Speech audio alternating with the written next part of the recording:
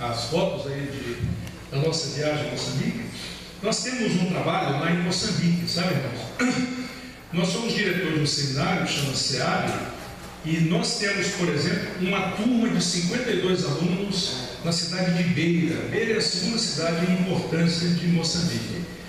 Parte do que arrecadamos com esse material é destinado ao nosso trabalho lá em Beira, em Moçambique. Temos também uma atividade em Nampula, na ilha de Moçambique e em outras cidades. Nós estamos promovendo agora uma caravana, não é uma caravana comercial, na verdade nós estamos apenas facilitando aos irmãos que desejarem ir a Moçambique. Se você tem um desejo missionário de conhecer Moçambique, visitar a Igreja de Cristo em Moçambique, nós teremos um grupo missionário, a maioria dele profissionais liberais, que estarão indo a Moçambique na segunda quinzena de janeiro. Agora preste atenção, nós não compramos a passagem, nós não cobramos nada de você, na verdade nós só facilitamos o visto e o encaminhamento lá. Tem alguns pastores missionários que moram lá, tem base missionária lá, então quando a pessoa quer ficar na base missionária, nós apresentamos e a pessoa apenas dá uma oferta, né, de correspondência pelo que recebe lá. Se quiser, ela pode ficar no hotel também, mas você mesmo compra a sua passagem. Você, se quiser, pode fazer a sua reserva lá no hotel, indicamos qual hotel. Apenas facilitamos o encaminhamento. Temos os pastores parceiros lá que fazem como um tour, como um guia, né, eclesiástico para vocês lá. Mas, na verdade, nem o SEAB, nem o Viva Missões, no qual eu sou um dos diretores, nós não recebemos, não ganhamos nada por isso, tá bom?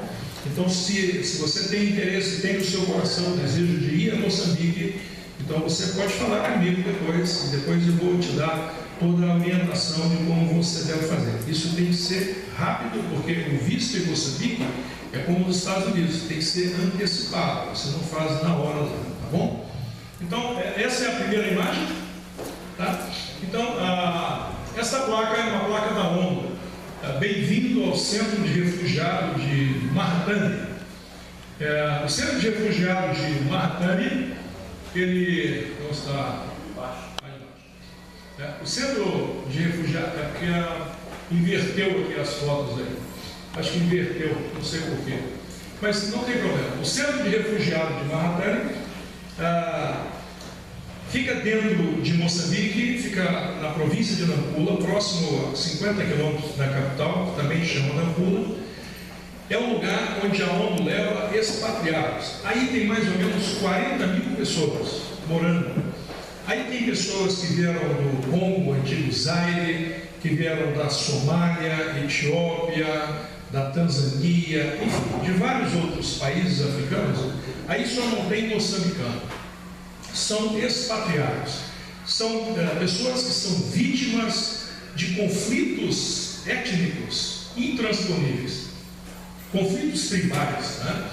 Então são pessoas que elas não têm mais para onde voltar, não tem documento, não tem para onde ir. Eu pensava que era algo transitório. Tem pessoas que moram aí há mais de 10, 15 anos, né? Não tem mais família, não tem mais referência. E eles vivem aí de uma forma quase que subhumana.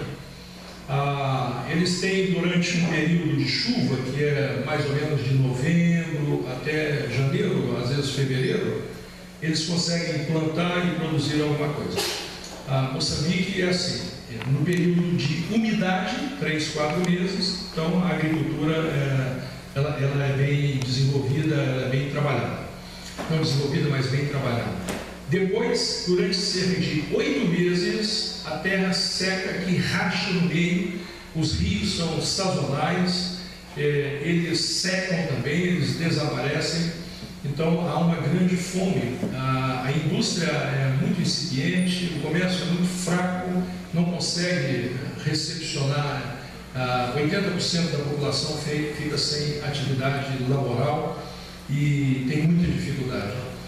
Aqueles que moram na região litorânea ainda podem pescar alguma coisa, mas quem mora no interior sofre muito. O pessoal do centro de refugiado, eles não podem sair do centro a não ser com uma autorização especial da ONU. Eles também não querem muito sair, porque eles são jurados de morte em seus países, né? Há 2 semanas atrás foram presos alguns congoleses que estavam a próximo 40 quilômetros de lá, estavam na capital, em Nampula, identificaram alguns adversários que estavam no centro, que estavam prontos já para atacar o centro de refugiados, né? Para matar aquelas pessoas lá. Então, o serviço de militar que auxilia a ONU identificou tudo isso e compreendeu aquelas pessoas. Então, eles ficam refém, é como se fosse um campo de concentração. E durante a seca, como eles não podem produzir nada, e lá não tem nenhuma atividade laboral, comércio, indústria, nada lá dentro, eles vivem de uma ajuda humanitária, se é que se pode chamar assim, da ONU. A FAO, que é a Organização para a Alimentação da ONU, fornece uma ração humana, que é, na verdade, farelo de milho branco, em que eles fazem um angu, que eles chamam de chima, uma cumbuca de angu, fazem uma refeição por dia.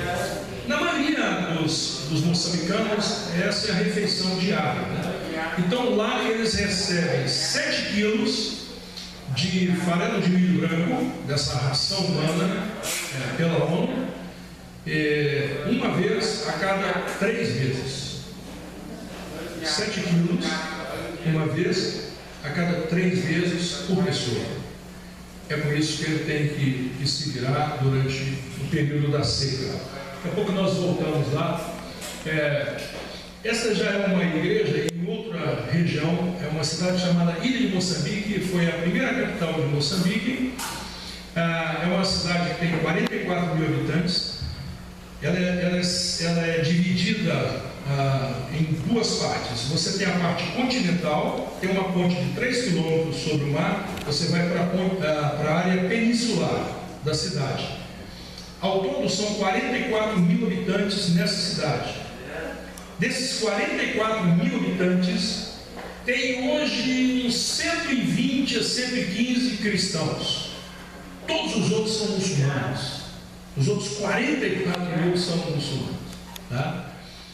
14 mil vivem na parte peninsular, ou seja, na parte da ilha, e na parte continental, que é praticamente na selva, vivem mais cerca de 30 mil pessoas.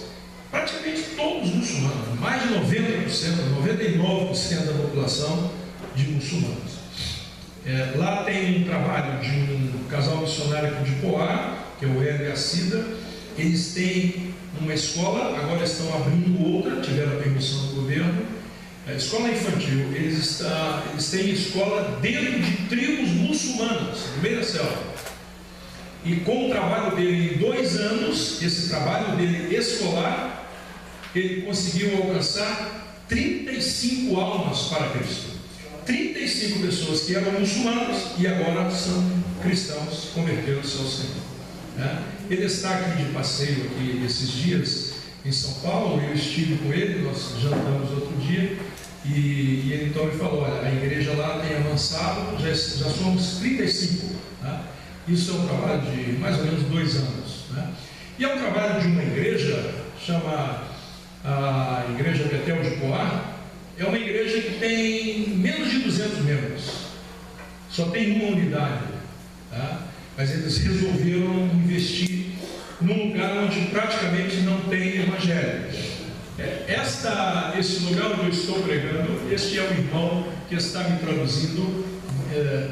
A língua oficial de Moçambique é a língua portuguesa, mas apenas 25% da população domina o idioma. 75% falam dialeto. Tem 1000 dialetos em Moçambique, tá? Para uma população de pouco mais de 20 milhões de habitantes. 1000 dialetos. Todos os lugares onde eu pregava tinha que ter um intérprete, né? Esse é um intérprete. Esse moço simples de sandália havaiana é o pastor de uma igreja batista em Ilha de Moçambique. Ele está com a sua melhor roupa, porque ele estava recebendo os missionários, né? Então eles fizeram uma festa. Este templo é um templo católico. Lá no fundo você pode ver que tem um oratório. É uma igreja católica. Como os católicos acabaram na ilha, não existem mais católicos na ilha, esse templo estava fechado. Então, esse pastor batista, ele é pastor de uma igreja, 10 ou 12 membros. Tá?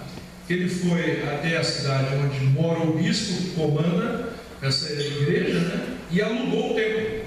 Então, nessa igreja católica, hoje funciona um templo batista. Tá? E foi aí que nós pregamos. Eu preguei aí. Ali atrás está o pastor Clodoaldo de camisa vermelha. Eu conheço ele porque ele é meu aluno no turma de convalidação. Ele que é o pastor presidente da igreja de Betel de Poá. Inclusive ele é o presidente do conselho de pastores também de Poá. E ele é o homem que teve essa visão missionária e mandou um missionário para lá. Agora ele já tem outra igreja lá, em Nampula, mas aí é um pastor nativo. Mas aí nós pregamos nessa igreja e foi o maior culto de unidade em que eu já preguei na minha vida. Por quê? Todos os cristãos da ilha estavam aí. Todos. Inclusive os adventistas também estavam aí. Todas as igrejas cristãs que tem na ilha, que é uma batista, uma Assembleia de Deus, uma pentecostal, a Betel, que era mais jovenzinha, e uma adventista. Todos estavam aí, tá? Para a glória do Senhor. Aí sim, né, nós vimos a unidade do povo de Deus. Você pode ver ali algumas irmãs sentadas ali na esteira, isso é muito comum. Tá? Esse moço que está careca lá, o gordinho lá no fundo, é o pastor Arnaldo, que é lá de Arujá. Já foi da Pentecostal da Bíblia também. Hoje é pastor da El Shaddai, lá em Arujá. Ele é gordinho, esse aqui é dono de uma pizzaria. Pizza boa. Então nós agora voltamos para Mahatani. Essas são crianças da ilha de Mahatani. Eu não sei se você percebe, tem uma casa ali ao lado direito, tem um negócio vermelho lá. É uma espécie de laço. É o laço que identifica que tem aidético na casa. Na ilha de Mahatani, praticamente todas as casas têm aquela identificação. Em Moçambique, é um negócio muito complicado. Alguns estimam que hoje 60% da população de Moçambique esteja com AIDS. Os números oficiais falam em menos de 10%. Mas a maioria das pessoas que estão infectadas, elas não falam. Porque o preconceito é muito grande. Não há tratamento muito eficiente e nem amplo para todos. A realidade de Moçambique é completamente diferente da nossa. Outro dia eu estava numa reunião e eu vi dois pastores de uma cantora famosa falando que era bobagem essas coisas da África, porque nós temos uma África no Brasil. Nós não temos nem perto do que é uma África, nem perto do que é uma África. Nós temos pessoas que são pobres aqui no Brasil. Eu estou falando de miseráveis. Eu estou falando de pessoas que saem de casa sem saber para onde vão, e às vezes andam 3, 4, 5 dias sem comer, sem vinho, porque não tem mesmo o que fazer. Tá? Estamos falando de pessoas que, quando estão muito famintas e buscam no lixo alguma coisa, no lixo não encontram nada, porque o lixo em Moçambique é inorgânico. Não existe comida no lixo. Comida é rara e cara. Tá? Então, é uma situação que é completamente diferente. Nós estamos falando de um local em que o governo é invisível. Não tem bolsa nada, não tem ação social, não tem nada disso. Não tem serviço social, não tem creche. Nós estamos falando de uma situação de penúria completa, de algo da miserabilidade. Né? Então, aí são crianças, muitas dessas crianças já nascem já com problemas, doentes. Esse é um pastor que está me traduzindo, ele é do Congo, aí esse é em Mahatani. Essa é a igreja. Esse irmão que está no meio, que está com a mão assim, é o líder de louvor. Esse é o mais alegre que tem lá. Tá? Esse que está com a mão assim, com a camisa com a faixa branca, camisa azul. Tá? Não, só não me recordo o nome, me perdoa. Tá? Aí nós temos os irmãos. Tá? Aí está o irmão novamente lá. Ele me chamou muita atenção. Ele conduziu as crianças para cantar. Na hora do louvor, ele estava junto com os irmãos, ele cantava, ele ele batia a palma, ele sorrindo. Então, quando terminou o culto, eu fui conversar com ele. Aquele irmão magro ali, tá vendo? Estão vendo lá? Está sorrindo, está na frente desse de camisa azul clara aqui. E eu perguntei a ele quanto tempo ele estava lá. Ele falou 10 anos. Eu falei, você chegou aqui, tem 20 anos de idade. Ele falou, cheguei criança, pastor. Eu falei, e os seus pais, quem são aí? Ele falou assim, tudo que o senhor pensar que é família, já morreu. Foram todos dizimados. A minha tribo, todos foram mortos. Eu fui salvo por um milagre. Eu escapei por um milagre. Aí a ONU me trouxe para cá. Aí ele falou, a minha ideia era suicídio, porque eu perdi todos os meus pais. Você imagina, você num momento perder todas as suas referências familiares, não tem mais ninguém. Agora ele vai para um centro de refugiado, não tem para onde voltar, nem para onde ir, não conhece ninguém. Ele disse que criança, ele muito desesperado, muito triste, e ele falou que a alegria ele só encontrou quando ele encontrou Jesus. Ele falou, hoje o Senhor é minha alegria, minha igreja é minha família. E ele é o sujeito mais alegre que tem lá. Não tem família, não tem primo, pai, tio, mãe, nada. Nenhuma referência familiar, não tem para onde ir, não tem para onde voltar. E está lá alegre, muito feliz porque Jesus o salvou, porque Jesus perdoou os seus pecados, porque o Senhor vai levá-lo para o céu. E isso é uma coisa marcante na África. Não pense você que você vai lá dar uma palavra de conforto para eles, que é bobagem. Você vai lá para ser confortável.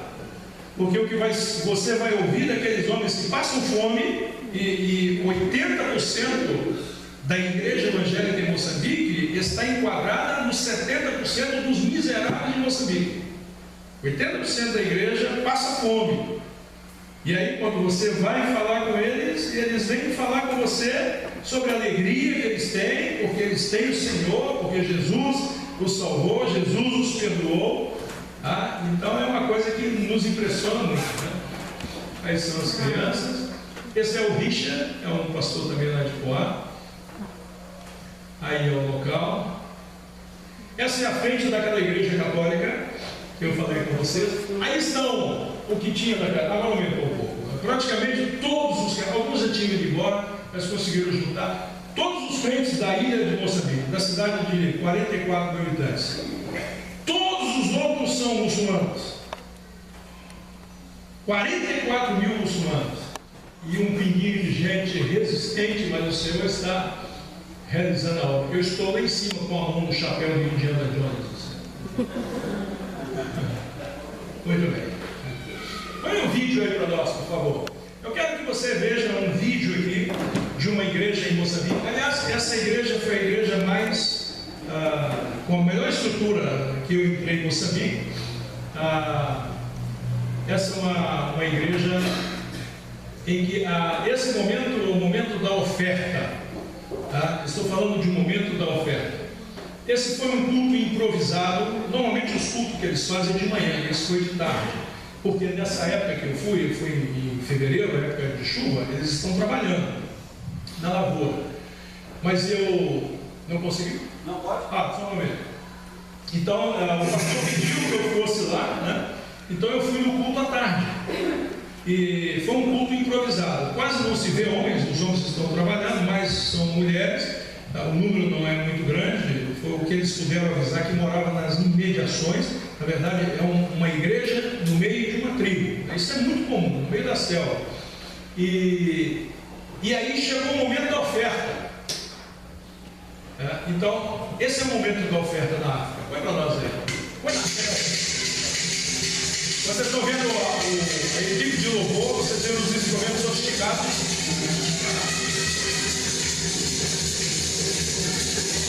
É impressionante a tristeza que eles têm na hora da oferta. Eles estão muito tristes, falam lá, você tem que ofertar, sabe aquela forma, momento da oferta.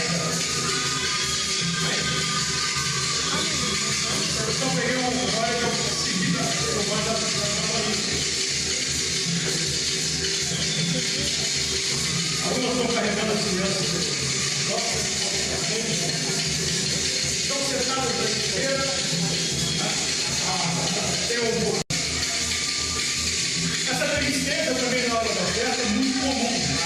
Parece muito com as nossas igrejas aqui no Brasil. Na hora da oferta, da tristeza. Olha aí, hein? Bonzinho.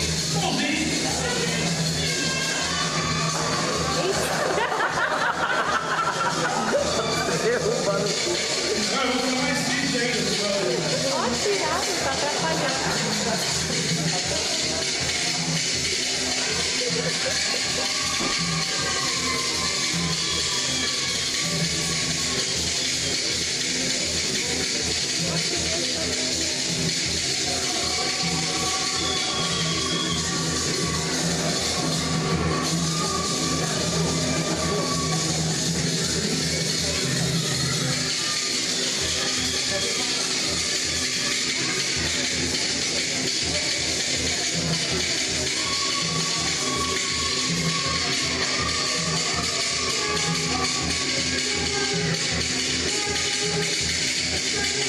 Olha o instrumento praticado. O instrumento estavam reclamando lá, que estava muito grande. A equipe de louvor reclama em todo lugar. Não estava muito. Não estava muito. O instrumento não era aquele, viu, pastor? Tem que comprar uma bateria mais sofisticada. Essas madeiras, essa madeirinha melhor. Todo lugar reclama, né? Todo lugar reclama. Mas assim, é algo que nos impressiona muito, né? E é comum na África o sujeito sair do lugar dele dançando, via até. Não, eles põem um balde, uma bacia, né? Via até o lugar, ele não tem nada, então ele vem, tira uma moeda, dá a volta, volta cantando e põe a moeda lá e glorifica o Senhor. Como se dissesse, se eu tivesse, eu teria feito assim, né? Eles têm muita alegria em poder contribuir, poder ofertar, ser participante, ser sócio, né, da obra do Senhor. Eles se sentem muito gratos por aquilo que Cristo fez na cruz. Né? O desejo deles é encontrar-se com o Senhor. Né? Esse é o sonho deles, sonham com isso. Você conversa com os crentes, você fica impressionado, os irmãos. Eles falam, pastor, eu já trabalho pensando no culto do outro dia. Né? E os cultos são assim, 1 hora, 2 horas, 3 horas, amém? Amém não, pastor, mais um pouco. E às vezes você prega 1 hora, amém? Amém não, mais. Tá bom, aí mais meia hora, não, mais um pouquinho. E vai embora. E se você manda orar, tem que mandar parar, porque senão eles não param. E assim, é algo que é contagiante. Eu chorei muito lá na África, porque não estou querendo ser nenhum guardião da ética nem da moralidade, longe disso, mas assim, eu tive um momento em que eu estava sozinho de madrugada e falando com Deus e pensando, fazendo um contraponto, sobre a igreja do Brasil e a igreja dos irmãos. Porque eu não estou falando aqui da fome apenas sobre o aspecto social do problema da África. Estou falando da nossa igreja, dos irmãos, do meu irmão, aquele que o pastor falou, da nossa família, Nós temos que entender o Evangelho assim, porque senão não é o Evangelho de Cristo. E eu fiquei pensando, às vezes a gente joga tanto dinheiro fora, né, gasta com tanta bobagem. E eu não estou falando só apenas do ponto individual, não, né, do ponto de vista individual das pessoas, mas do ponto de vista corporativo, os empreendimentos eclesiásticos. A igreja faz coisas que às vezes a gente fica até espantado, né? Outro dia eu vi aí uma atividade aí na rua, né, que fizeram, foi no Rio de Janeiro, gastaram 10 milhões em 4 horas, 10 milhões de reais, né? Eu fiquei, mas 10 milhões de reais, né?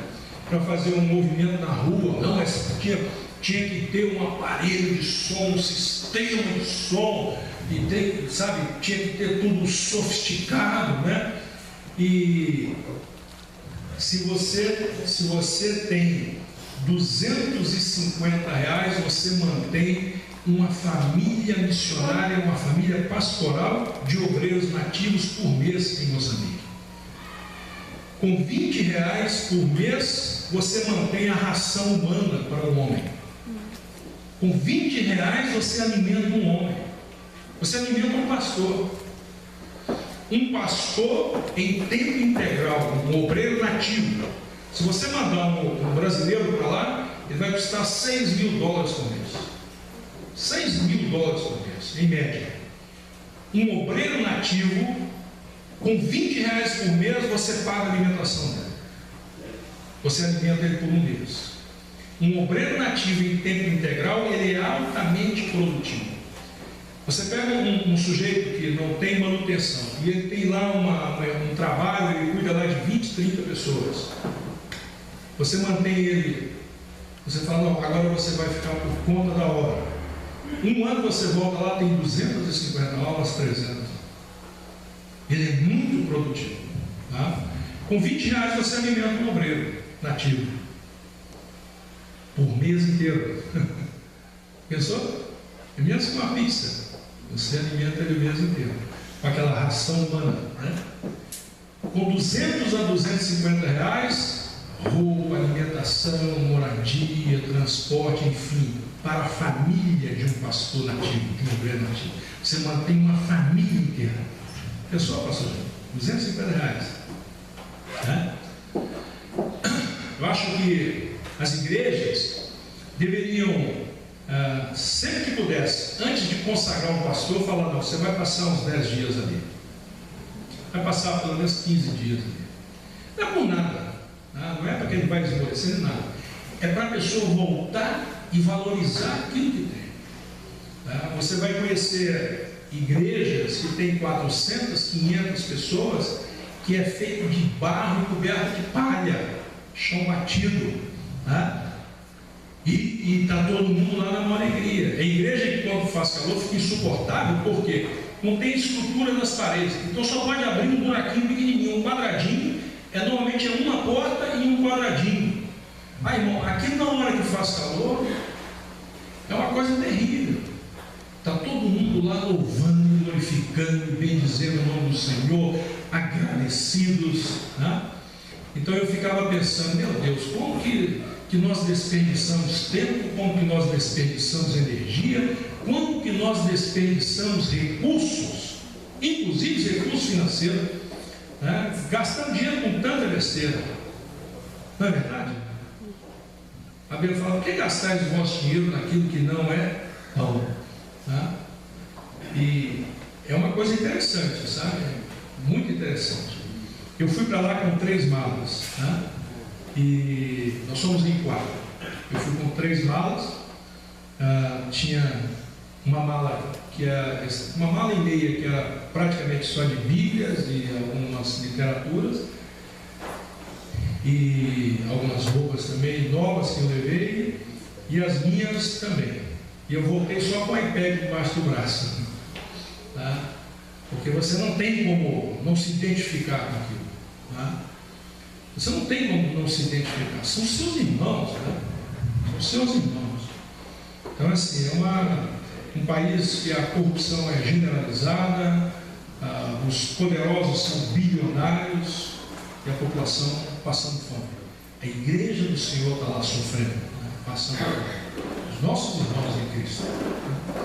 Então nós temos uma atividade, em que nós divulgamos, nós fazemos café. Semana passada fizemos lá em Guarujá, fizemos um dentro da Pentecostal da Vila, lá no Fábio Cisi.